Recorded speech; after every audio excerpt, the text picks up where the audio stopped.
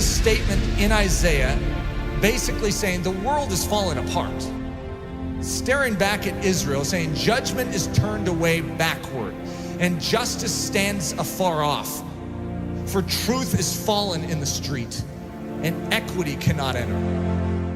What's a God to do? And he saw that there was no man, and he wondered that there was no intercessor. An intercessor basically means one who fills the gap. If you have a walled city and there is a hole in the walled city, just this little part that is like broken down, it's like a pile of rubble, and actually you can sneak through it. There's a vulnerability in a time of war.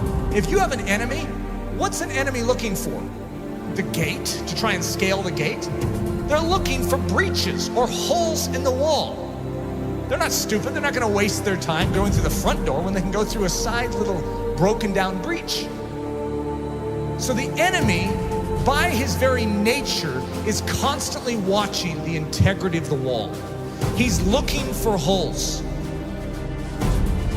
We have massive holes in our life that give the enemy access to do with our life what he sees fit to do. We can say, that's horrible, I'm a Christian. Yeah, you're a Christian with breaches. You are not supposed to be a Christian with breaches. One of the key definitions of Christianity could be a man or a woman whose walls are repaired, who is made strong. Why? So that they are useful to God and they're not just constantly inwardly fighting demons. They can be outward focused. God says to Israel, I will bless you so that you can become a blessing to the nations. God's pattern is to make you strong so that you're useful. There is a hedge that is supposed to be built up around your life, and it very likely isn't. You need a strong man. You need someone who can step in and fight off that enemy to make you strong so that you can start focusing outward instead of on your own issues. Most of us as Christians, the church is so weak because we have literally less than 1% of our time that is able to focus outward because we are so caught up in our issues and our difficulties. Even the healthiest among us, we have issues. We have difficulties, whether it's relational, whether it's financial, whether it's health, we have issues.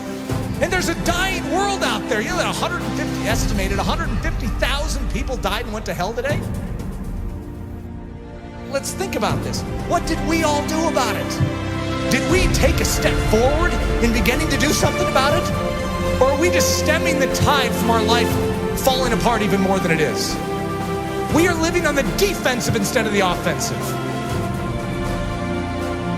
What we need is the same thing God was looking for back then. The walls are broken down. The city is in disrepair. Israel is without a defender. Where's the intercessor? You know who Jesus Christ was? In a nutshell,